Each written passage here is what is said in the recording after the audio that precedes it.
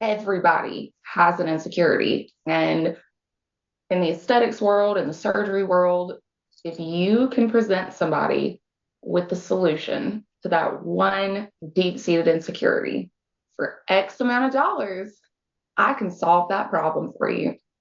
That is so hard for any human being to pass up. Price point, instant gratification. If that's something that I can make happen and it's going to resolve my insecurities, it's going to make me feel that this is the solution. I want to go for that little thing, whatever that is. And it's not addressing the root cause of the insecurity. We all have that.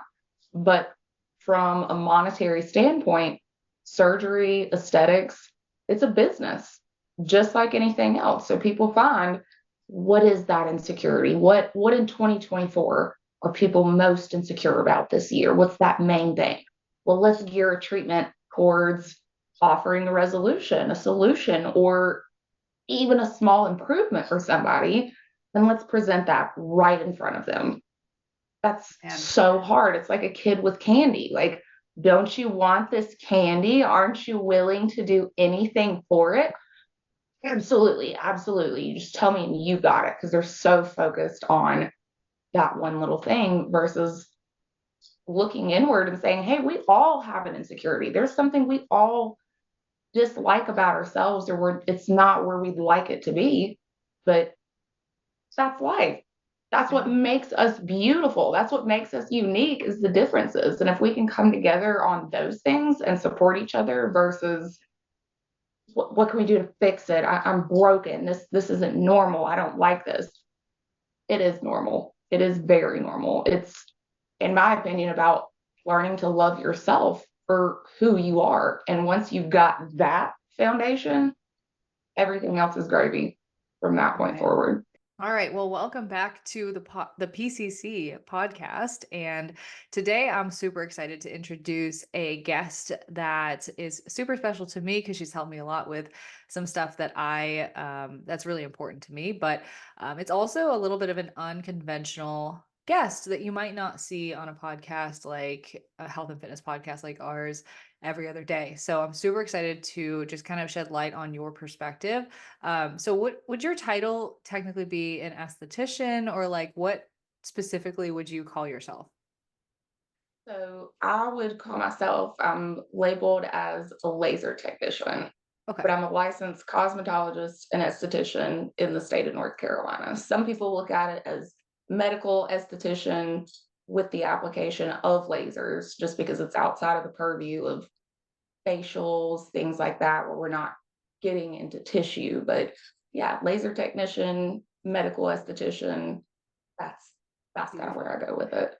Love it. Well, then this is Ashley Benfield, who is my laser technician. And so if you guys don't know, I've posted about this a couple of times, and I get a lot of questions every single time. I get laser hair removal for like certain, like my legs and my underarms and that sort of thing. And it has been just a game changer for me, being able to not have to shave all the time. So that has been a really big investment that I've made in myself. And Ashley has been not only my laser tech, but like every time I go, I feel like we just have these amazing conversations. And I was like, would you be against just like capturing one of these conversations in real time for our podcast? And she was more than willing. So welcome. I'm excited to have you. I'm glad to be here. Thank you for having me. Thank you. Yeah. Thank you. Of course. Well, let's start with, I mean, honestly, I always like to start with just a little bit of background. Now, you don't need to go through your whole childhood story or anything like that, anything crazy, but I mean, honestly, just a little bit of background of what actually got you into becoming a laser tech and making this your career, I think would be really awesome context if you're okay to share that. Yeah, absolutely. It was one of those things that it affected me. Like you said, the hair growth was kind of the number one issue for me. Being a hairy girly, growing up my entire life, being hairier than all of the guys I was around constantly. It was like from third grade on, I would have boys come up and be like, why do you have a mustache? And my question would always be, why don't you? just throwing something right back at him, like you're moving on from that. But I would go home and I would cry to my mom and just be like, I hate it. Why is it like that? I'm a girl. I'm not supposed to have a mustache. Daddy has a mustache. Why do I have one? And it's like, that's the way that you were born. This is the way everybody is. You're fine. Don't worry about it. We're not going to shave it. It's fine. You just move past that. And it was so hard. That's easier said than done, especially as a kid. So growing up and dealing with that, and kind of a pivotal moment for me was I joined the swim team. And in middle school, we had this big meet that was coming up. It was my first big swim meet. And I'm standing there at the blocks with my little relay team and my Speedo all ready to go. And I'd shaved my bikini line the night before, legs, all of that. And it just set that area off with irritation, razor burn, I had the red bumps. It was not a pretty situation. And the boy on the swim team, that of course was the most popular, just very, very well liked, he walked past the block and he saw the bumps at my bikini line that are spreading down my legs. And he says, oh my gosh, look at that. Ashley has bumps. And I'm mortified. But what hurt more than anything, that's coming from a boy. This is, kind of the expected with kids. But what hurt more than anything was girls that I was friends with, that I knew dealt with the same issues, ran over, circled around, and it was like, gosh, why does it look like that? Yeah, she has herpes.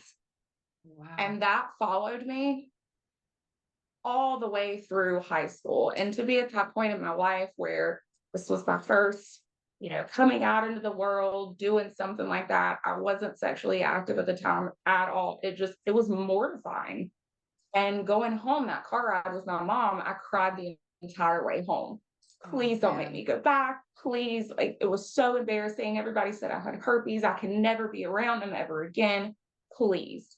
And from her standpoint, again, it was just, Ashley, this is normal. You are okay. Your life did not end. You're going to be all right.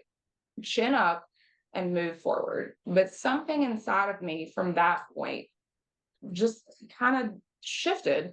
And it was like, why won't she let me? Why won't she let me do something about this? Why doesn't she seem concerned about it? It's a massive problem for me in my mind and in my little world at the time. But it didn't bother her. And I just thought, if there was something one day when I have kids, if they come to me with something that is in the realm of possibility to improve for them while keeping them 100% intact the way that they are, I couldn't fathom not doing that for them. Yeah. So it was just a point for me from that point forward, with the mindset of, laser hair removal and things in that spectrum are, it's for Kardashians, that's for people with money. It'll never happen for me. Nope, nope, nope. And just getting more and more into the aesthetic world. When I started school, we had a room that was dedicated solely to aesthetic services. And we had an electrolysis device in that room. And from the day I saw that electrolysis device, I would not leave it alone. Would not. And the teacher would walk by and catch me in that room and be like, Ashley, what are you doing, girlfriend? Roller sets out this way. Come on.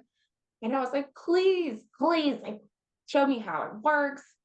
And she knew I wasn't going to let go of it. I was like a dog with a bone at that point. So she met with me and said, listen, Ashley, I've been in this industry for 62 years. If there's something that you want to know about that, I'm willing to teach you all you're willing to learn. As long as you can find people that are willing to let you treat them, sky's the limit. And that was a huge turning point for me in terms of this issue that I had dealt with and that was so drastically impactful on my childhood, on my upbringing, of all this. If that's something that I can translate and transfer to somebody else and help improve that for them, one person, job well done. That was worth it for me. So it just became kind of a personal thing of, if there is something with somebody that's within my realm of capability to improve for them while keeping them intact as they are, I'm so here for it. You know, we need money to pay the bills and all that good stuff, but I would do it for free all day, every day, just because it means something to people. And again, if I can translate that to somebody else, then job well done, life well worked in my book. 100%. Yeah. I love that. And I think it just, I don't know if I've actually heard you tell that story in full. And so that was actually really illuminating to why you're so damn good at what you do. Because, like, whenever I come into an appointment with Ashley and like we're doing laser hair removal on my legs right now, first couple treatments, and I come in and I'm just like, yep, this is where we're at. Actually, we have an appointment tomorrow, so I'll be able to show you. But Yes. it's just like, I sit down and you're like, all right, how's it looking? And you're like, your reaction is like, you're so happy for me that you get so excited about the result.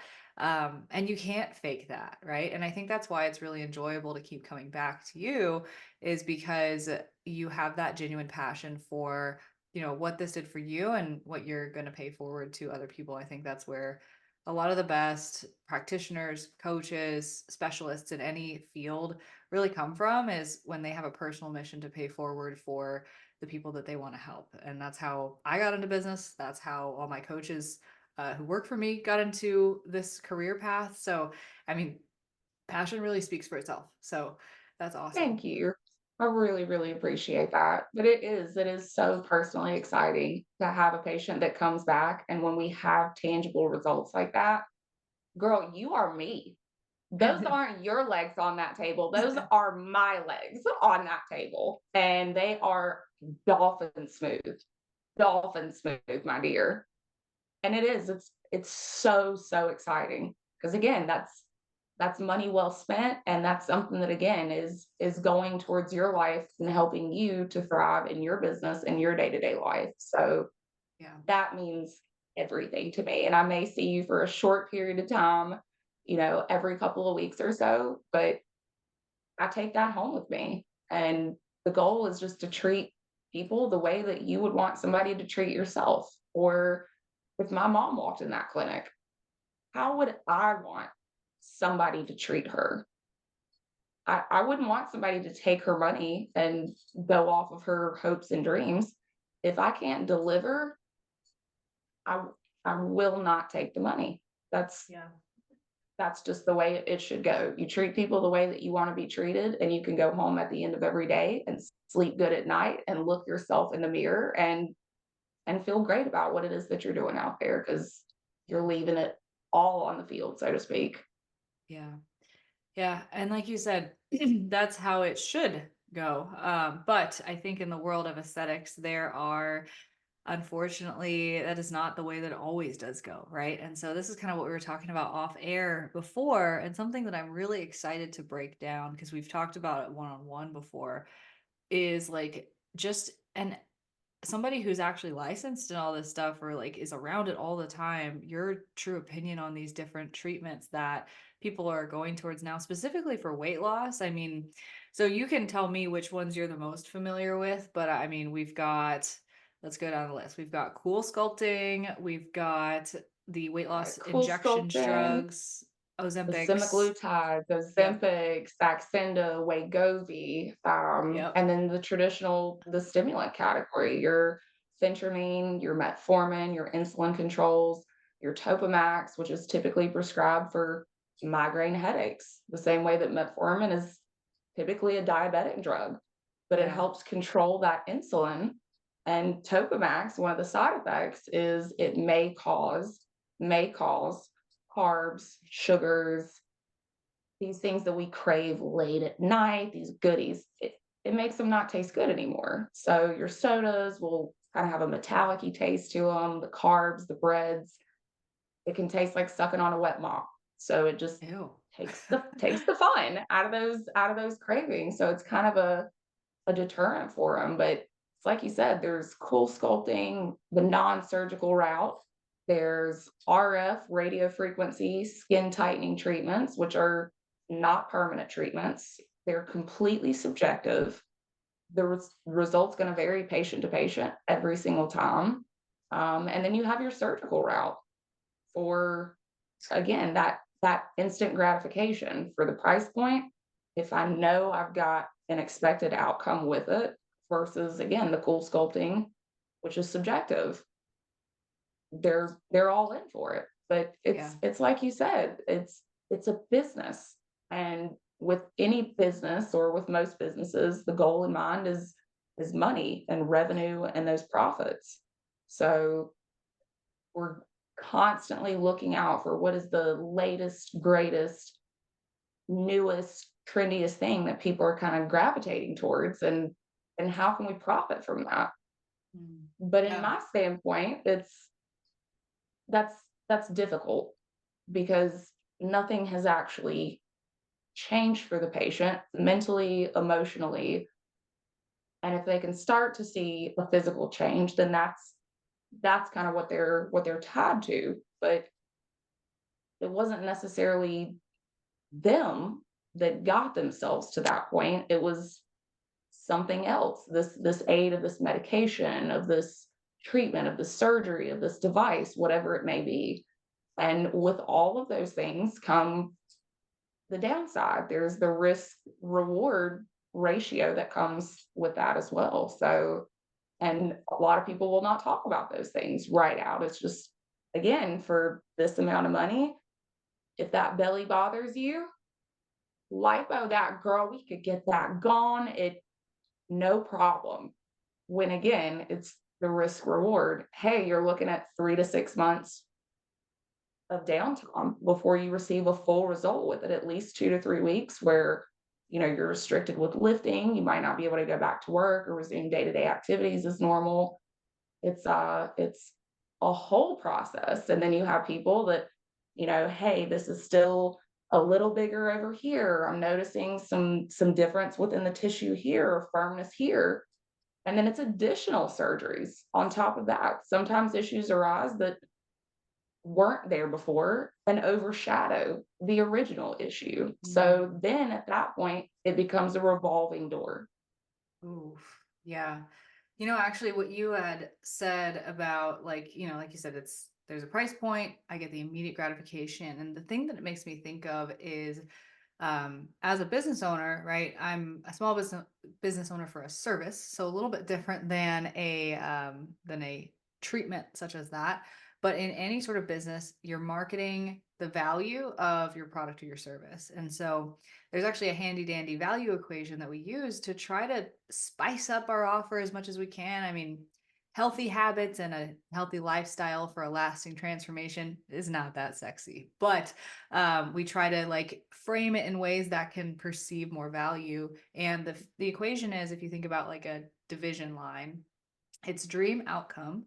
So what do they want and what do they foresee themselves having, times the perceived likelihood of achievement. So do I think I can actually do it, over the time delay, multiplied by the effort and the sacrifice that they have to put in. And that equation makes for the value that they perceive and therefore the price that could be charged for something like this. And the reason why Yeah. these surgeries and these treatments, people pay thousands and thousands and thousands of dollars for them, is because you get your dream outcome. You are pretty much, the perceived likelihood of achievement is like immediate fix, right? I'm going to have it. I won't have to do anything for it. So it's not on me, right? I Right. can't mess it up. The time Correct. delay is maybe it's a couple weeks for recovery. I can deal with that. And then effort and sacrifice. I don't have to change a thing. I just go under and I wake up and I'm different. And so there's It's no effort and all gone. sacrifice. And so like Yeah. that value is through the roof, and it's no wonder that people are spending all this money on these things.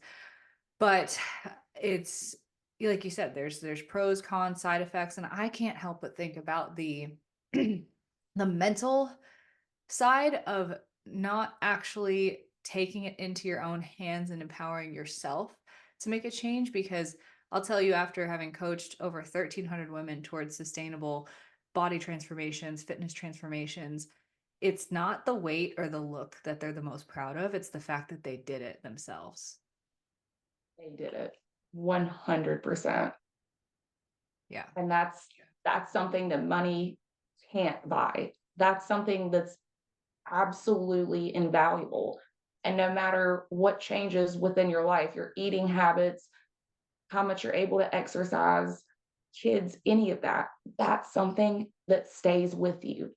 That's something that can't be taken from you. And again, you find empowerment with that. And it translates into other areas of your life, which is huge, Yeah. not just the specific thing of, becoming healthier, of losing weight.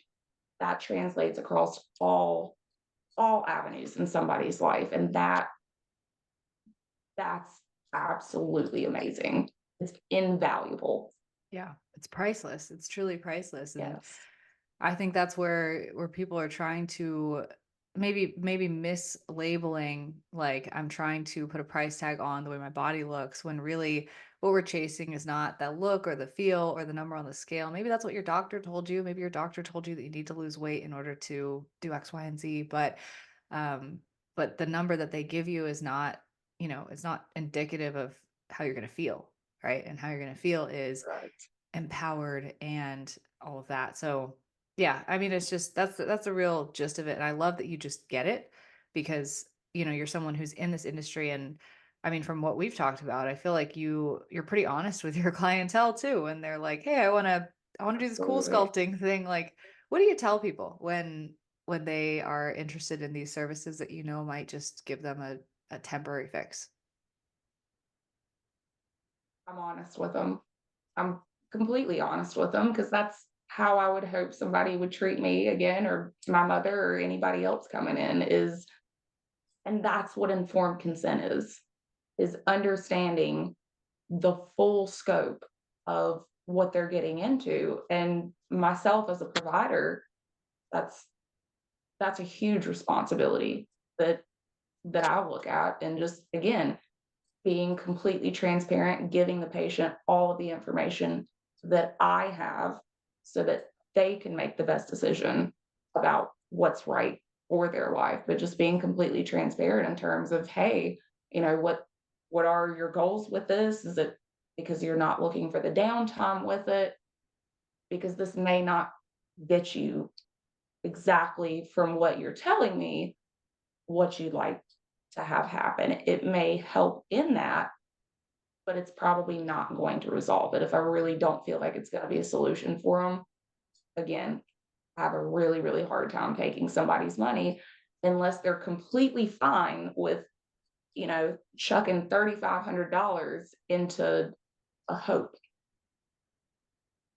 If that's the way they want to go, okay. But as long as they understand this may not do it, let's Yeah. think about other options. And when I think about, the business that you have and everything that you built with it, I know you've said before with the price point, sometimes that's hard for people to digest. That's hard for them to kind of constitute. But when I think about, just an average patient, not somebody that we consistently see that revolving door throughout years and we're doing surgeries and all these high dollar tickets, our average patient spends between three and $5,000. Yeah. Wow. So just with that. So if you think about that, and then kind of the price point with your program and what you do, it's like that is a drop in the bucket in the grand scheme of your entire life. Yeah. Wow. Yeah, and that's that, like you said, it's not the and factor the revolving door patients into the equation, and that number inflates like crazy. No, that's a great perspective. I appreciate you sharing that too, because it's just, yeah, it's like you don't realize, what you're putting into these hopes. You're chucking this, like you said, chucking this money into a hope is a really good way to put it. But let's kind of get into that because I think that maybe people don't have a fuller understanding of these treatments the way that you do and the way that I've kind of learned from you. And obviously I haven't done these myself, but you've been, in the trenches seeing this stuff happen. So, I mean, start off with like, I guess the big one that I saw recently that we were talking about was cool sculpting. So like, what is that? Like, what kinds of results are you supposed to, like, are you promised to feel? And like, what have you seen in practice? So with cool sculpting, It is the destruction of unwanted adipose tissue, unwanted fat through cryoapoptosis. And that's just a fancy word for cellular death through freezing. So it's a vacuum that's applied to an area. Say you had that submental adiposity underneath the chin, the little turkey neck that is the bane of so many people's existence. We would put this little aperture on to the chin and it would suck that fat down into it and it freezes it basically into a little stick of butter. And once you remove that aperture, you go through, you have to perform a massage on that tissue, and it's basically crystallized fat. So you go through and you break it up so that your body's metabolic system can metabolize those fat cells over the next, it's typically 8 to 16 weeks, like really about 3 months Oh, wow. before people see the full result with that. So what happens in between the time somebody leaves the office after they've just gotten this fat frozen, it's gone. What happens in between those 3 months before we see that patient back? It varies. It always varies. So, and the price point that you pay for an area like that is right on par with surgery. But the Really? whole, lure of cool sculpting is it's non-surgical. So for Right. some patients, that is helpful for them, and some people do get, great results that they're looking for. If you've got a small amount of adiposity and it is something that really, really bothers you, it's stuck in an area like that where, I get there's not a lot of neck exercises that, Yeah. we can do there. I totally, totally get it. Some people struggle from a genetic, a hereditary standpoint with, little areas like that. And if it's something that, again, is going to help them reach that goal, that there's not a lot of other ways that they could reach, then I would say, awesome, let's look into it and let's explore it further. Let's go through a consult and see if it's something that works with your goal in mind, with your lifestyle, and with the price point. Yeah. Okay. So kind of what I'm understanding with that is it's like it's not ideal for like really large areas of body fat. Like it's not like my whole tummy, I'm gonna tighten it all up. It's like little things. So the Correct. person who might be the ideal candidate might be somebody who's maybe more of like a healthier weight, but just like is struggling with like aging or like certain like spot, like essentially spot reduction. Is that, am I getting that right? Correct. Definitely. And typically, the less adiposity you have in that area, the more of a result you're going to see with it. Which So you is do have kind of patients that come backwards. in. I know, but you do have patients that come in that do have severe adiposity, all around the body. And it's, hey, I really, really want to get this gone. I've heard cool sculpting would be a great way to just nip it in the bud. Could we start with my abdomen and, see where we go from there? And again, with full transparency to them, it's probably not going to be your best treatment route. With the Yeah. goal that you have in mind of having all of that reduced, in that case, that patient with that goal in mind, with what we provide, they're a better candidate for surgery. So then we kind of pass them along to the surgical department and get them started with that route. But the Yeah. more adiposity, typically the less result, the less change you're going to see with it. And it varies patient to patient too, in terms of that metabolic process. I Yeah. mean, some people come back after those 3 months and they have diligently followed, diet, exercise regimes, and didn't see a change with the area. And they had that hope set in cool sculpting. So Mm. the anger and the frustration comes back to the cool sculpting. Hey, I paid for this thing and it didn't make it happen for me. I'm so mad. Why didn't that work out? And it kind of ties back into what you said too, with the whole the satisfaction doesn't necessarily come from the result and reaching that goal. It comes from finding that within yourself, that empowerment Yeah. within you, and not within, something else. Yeah. Definitely. Okay, that's really interesting. So, because I was thinking about that when you said, right, it freezes the fat and then you're metabolizing it. And I'm thinking metabolism. Okay, well, people's metabolisms can be in very starkly different states, right? You could have people with metabolic Absolutely. resistance versus like a healthy metabolism.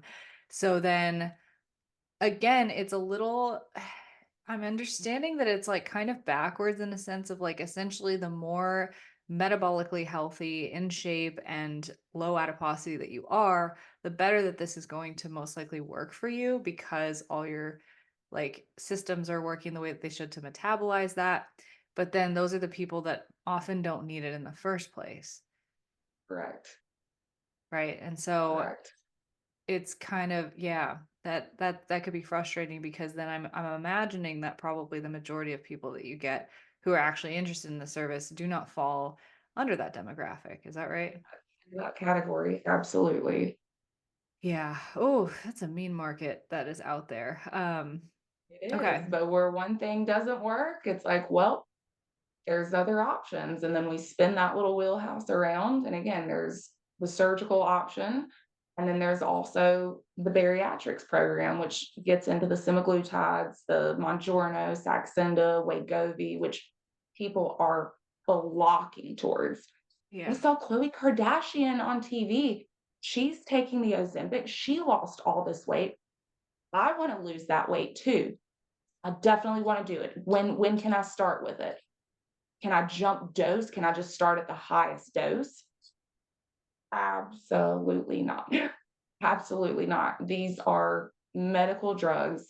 They have real applications. They do affect serious systems within the body. But again, people get so focused on, that goal. I'm going to lose weight like Khloe Kardashian did. Everybody is different with that. So, I mean, the semaglutide has honestly been probably the most efficacious route for patients that, just need that little extra bump. For my patients that have started within health and fitness programs that are seeing personal trainers, they really want to get that in and going and get that structured.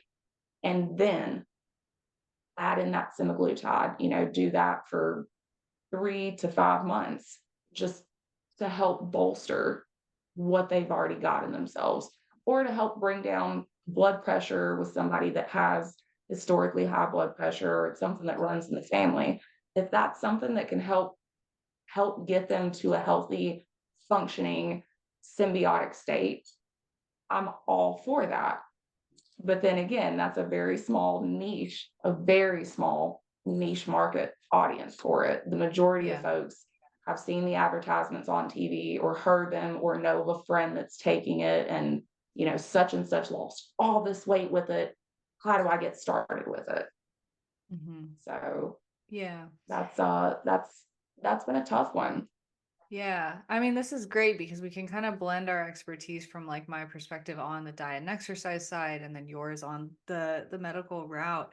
I mean, because I've done a little bit of diving into like the semaglutides just as they've gained popularity because it's become a really big topic of conversation with a lot of the women that I speak to about helping them in their journey. And um I think definitely, I mean, again, it's like population specific. And what you're saying is that like the niche that this is truly appropriate for is a lot smaller than people think. And kind of what I see happening is people will kind of put themselves into a bucket that they're not really in just to kind of like justify that like they need it or that they feel that they need it. And I mean, that's a unconscious bias that we have, right? It's like I have these pains.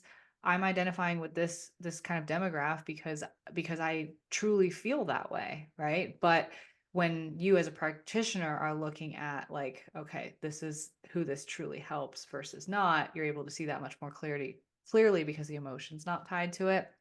So from my Definitely. experience, I know that um, typically these weight loss drugs are a great solution and are very beneficial for people who are truly obese and have a lot of weight to lose and like really need that kickstart. But a lot of times for them, it's also something they need to be on for a very long period of time, if not for life, when they do something like that. Is that fair? Is that accurate? Or have you seen something else? Definitely. That's a question we get that question pretty often with people too with what's going to happen when I reach that goal weight. I going to be okay without this medicine? Is all the weight going to come back? What's going to happen to me? And some patients also with the semaglutide are noting that while yes, they are losing a significant amount of weight, what we're also seeing with those patients is I've lost muscle mass. And Mhm. we know for a fact that muscle weighs significantly more than fat does.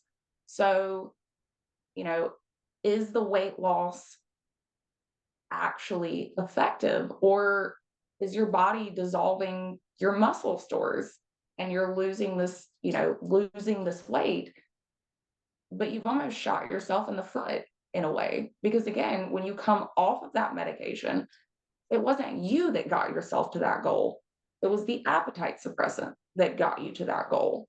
So once the appetite suppressant is no longer in the picture, you have yourself to rely off of. And when nothing has changed within yourself, your mindset, your habits, you're going to go right back to where you started. And then comes this mental process of why couldn't I do it? Why does this keep happening? Why do I keep yo-yoing? I'm a piece of garbage. I'm not good enough. I'm never going to be at that level, which is so harmful. So harmful. And it pushes you back even further. And we get people that are emotional eaters, that are binge eaters. And we know when we get sad and we feel bad about ourselves, it's so much easier to go back to that familiar friend there. And then again, you sink even lower mentally and emotionally into this spiral. And it's, okay, I'm going to try it again. I got to get back into it. And then I'll get to that goal weight. And then things will be different. But again, if nothing changes within their actual lifestyle or within their habit, it's, we'll see you in 3 months. I mean, every single time. Yeah. Oh man.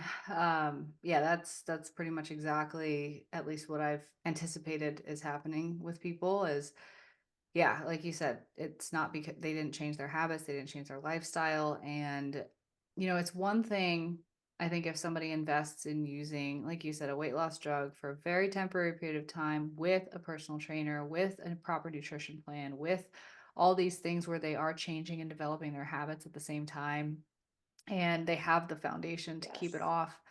But in that case, many times, I mean, because it's an appetite suppressant, tell me if I'm wrong here. It's not actually changing metabolic processes, is it? Not in the least bit. Not at all. All it does is control that hunger response, that drive of, ooh, I'm hungry. I really need to eat. I really need to feed myself, which we saw with the phentermine. But phentermine is in the stimulant category. The same as Adderall or any other stimulant is going to reduce the appetite. And then people get this little kick of energy, which as an adult in the working world, who couldn't use more energy? Let's just be Yeah. real. So that's very, very enticing for a lot of people. But you have people that have cardiac issues, anxiety, depression, all this, where a stimulant is not a good set for them. It's just not a good fit. And that's where the semaglutides have come in, is it's the non-stimulant appetite suppressant. So you take the stimulant aspect out of it and basically quadruple the appetite suppressant level. So what we're seeing with patients is, oh man, I made it all the way through the day and I had this killer headache. And I'm like, where did this come from? What's going on? And then I realized, oh my God, I haven't eaten today. They're having to remind themselves to eat, just, pushing for it, which again, that's not sustainable. That's not a normal routine for most people. It's not a healthy habit to get yourself into, eating once a day after 7 p.m. in the afternoon without any exercise or physical activity. Of course, your muscles atrophied sitting behind the front desk, not eating a thing in the world. Of course, you're unhappy. Of course, your head hurts. You're not taking care of yourself. This thing is providing it for you. Yeah. So yeah, it's really a double-edged sword. Yeah, definitely. No, I appreciate you shedding light on that. And both of the weight loss drug categories, honestly, the semaglutides and the stimulants because yeah, there's definitely, I mean, you can see that short-term benefit from it, but you really have to ask yourself, is this the way that I see myself really living my life and, being forever? Yeah, And I think most people would probably answer that they don't want to just skip eating all day and have one meal at the end of the day for the rest of their life. And nor is it really, like you said, a way to live. Um, and that's not to negate the fact that, like you said, there's people that could really leverage and take advantage of the benefits of this, essentially the psychological and absolutely. physiological hunger response being blunted, right? It will make adherence easier if you're doing all the other things. But but yeah, just not using it as a shortcut or a crutch. Absolutely. Yeah. Okay. Well, what about Absolutely. A crutch. That's best said. yeah. What about you said radio frequency? That's another one. What's that Yeah, for? radio frequency is a treatment that we offer. It helps with skin tightening. We offer it to post-operative patients that have gone through abdominoplasties, tummy tucks, liposuction. It's 1.5 million oscillations per second that are delivered into the adipose tissue. And what it does is it causes all of that adipose tissue to release its water content, which is about 90% of the cell. It's a pretty significant amount. Also, what that does is the 1.5 million oscillations per second, your body registers as if it's being damaged. Although there's no damage that's actually happening to the tissue. We're not ablating the tissue, we're not breaking it, destroying it, nothing. But within your body registering that damage, it incites a healing response to happen, which is exactly what our autoimmune systems are supposed to do, heal us up. But within that healing process, it can temporarily tone and tighten the tissue. And that treatment is absolutely subjective. Absolutely. There's no guaranteed efficacious result for patients. And that's the one that I probably struggle with more than anything, because I don't have any way to look at a patient and say, hey, if you go through a recommended 3 to 5 of these treatments spaced out a week apart, I can tell you that you will see 30% difference, a 30% improvement within that overall tissue at the end of the 5 weeks. There's no way for me to tell somebody that. And a question that I get asked so often with it is, will this treatment do anything for my cellulite? Will it help with my cellulite? I feel like cellulite is the bane of so many women's existence.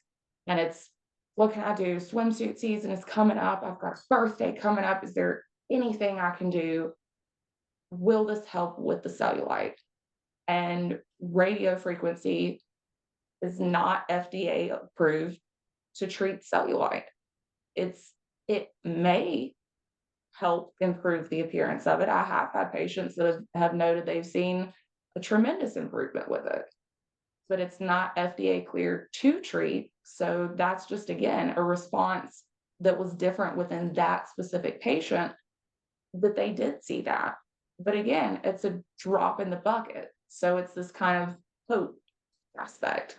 Mhm. But again, just being transparent with patients when they read this, online, oh, hey, I heard radio frequency could help tighten my mommy pooch. I heard it could help tighten the skin above my knees. I think maybe that could be the treatment that I need to help get rid of that cellulite that's right under my butt.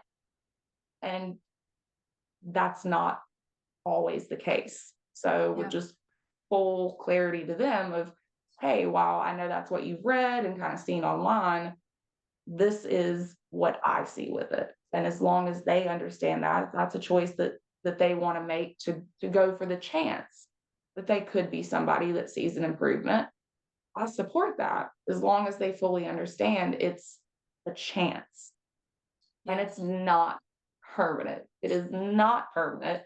It is temporary. So that Mm. always has to be put out there, because I think we kind of hear in our minds almost what we want to. We start to go down these rabbit holes of, I hate the cellulite. What can I do to fix this?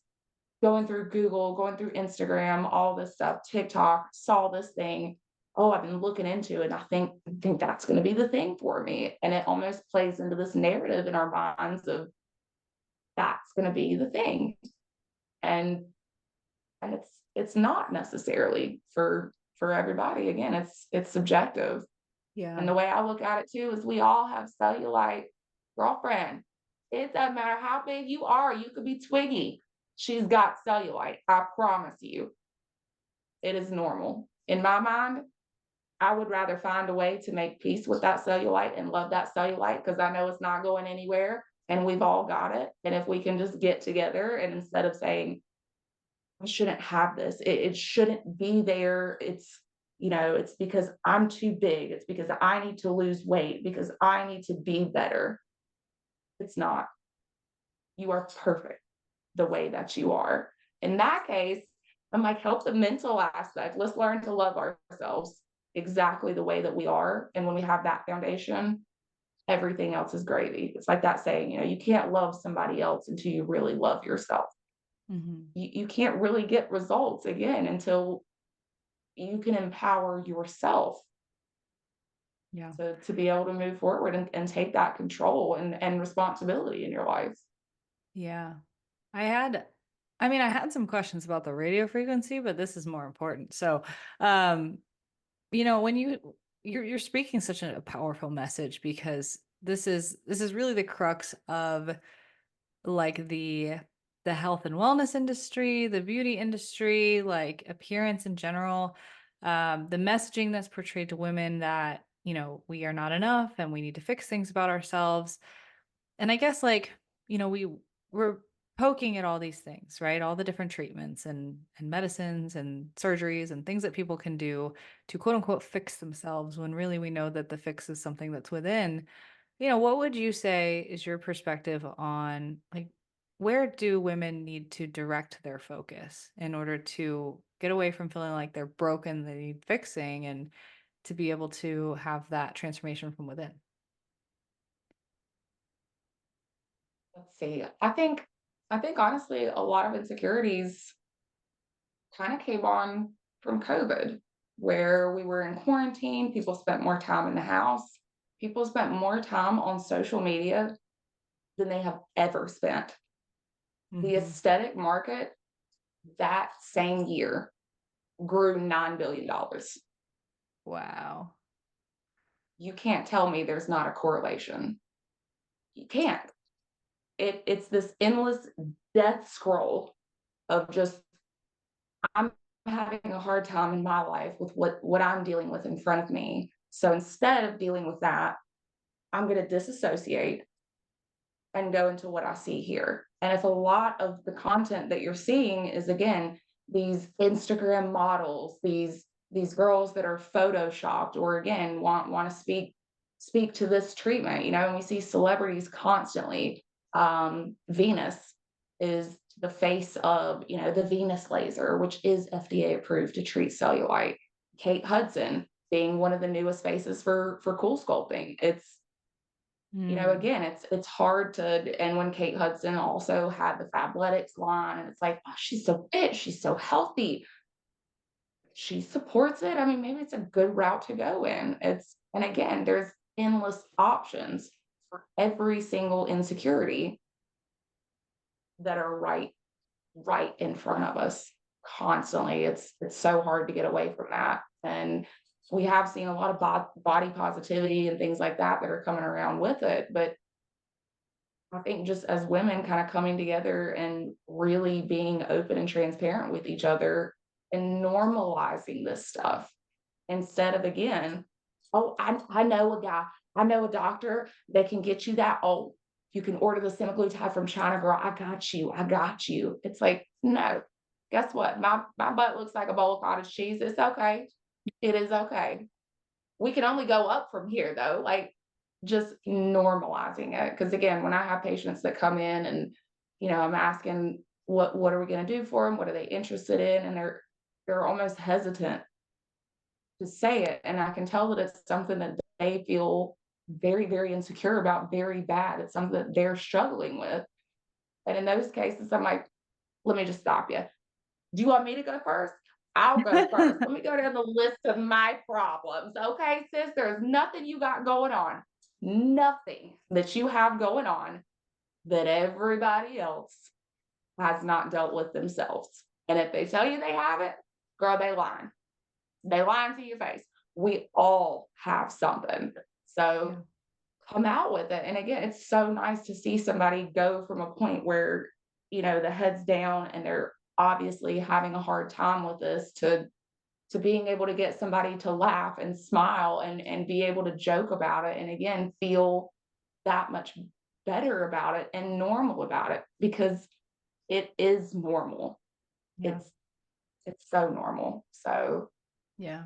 I So think that's where a lot of that comes from. And then just again, empowering yourself and setting those good habits. It's they say about the gym, it's hard in, easy out. yeah. That's a high you can't buy on the street. Walking out of there, I mean, you hold your head so high your neck hurts at the end of the day. It's like because you did that. Yeah. Oh, that's beautiful. So yeah, really, I mean, kind of what I'm getting from that is the a lot of the solve for this constant need to fix ourselves is one, common humanity and community with other women, and recognizing that it is normal to have all these insecurities and things about ourselves that we don't love. Actually reminds me of my favorite book series, and it's actually a fiction book series, but it's all about yeah, these beauty standards that we impress upon ourselves. And when we realize that there's beauty in the imperfections, right? And that we all have them and they're all different, and that's what makes us unique. And that's something that we can appreciate. And then also empowering yourself to take what you can into your own hands, because that's the invaluable that no surgery, no cosmetic treatment, nothing can fix how you feel about yourself on the inside. And 100%. becoming a person that is disciplined, that is strong, that is powerful, that is bold, that follows through on what she says she's going to do. I think those are like values intrinsically that we try to focus on with our clients of, can we identify what values are really important to you? Like, do you value commitment? Do you value discipline? Do you value integrity, honor? What is it that is important to you? And let's direct your actions around those values, because that's going to be more motivating in the long run than picking something apart in the mirror and being like, that's going to motivate me. I'm going to work out until that's gone, because what happens when it is? Then you have nothing to fall back on. So I love that message. Exactly. Yeah. Exactly. Because I've always said, you are perfect exactly the way that you are. Let's put the best version of you, exactly who you are, not changed, not augmented, just peak performance, like sharpening your edges, sharpening that blade so that you're ready to go out there. And you're one of those people that I find so absolutely inspiring, but empowering as well, just by proxy, by being close to you. It's the things that you say, it's the way that you carry yourself, the way that you speak about your business that just ah, it's so refreshing. It really, really is. And it's something that has empowered me and encouraged me to make changes in my life to kind of step closer towards that. And I'll tell you, there's not been one step that I've made that has detracted from my life, that has not improved my quality of life, that's not empowered me. Every bit of that has been gold. And I just so appreciate that. And if that's something that I can translate or transfer to a patient, that's invaluable.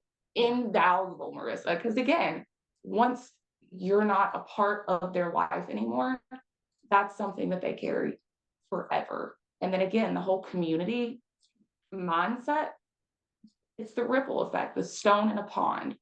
You are that little pebble in the pond.